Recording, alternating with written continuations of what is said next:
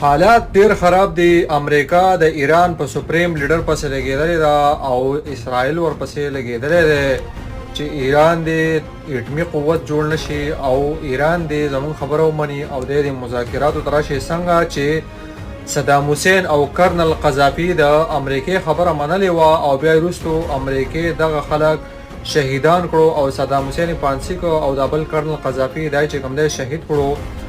دیو دغه شانتي ایران مجبوري او ایران هار نه مني. الله دې ایران له بری ورکړي او الله دې ایران له همت طاقت او قوت ورکړي.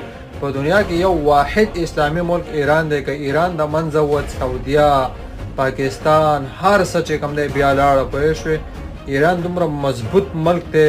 الله دې ایران له طاقت او قوت او همت او غیرت او جذبه دې پکې خدای پاک نور پیدا کړي چې دغه اسرائیل او دغه یهودیان او دغه امریکې دغه ټرمپ دغه ناجایز اولاد سره د ټرمپ الله دې دوی نس نابود کړي او حالات خراب دي. ټول د ایران دپاره خصوصي دعاګانې کوي.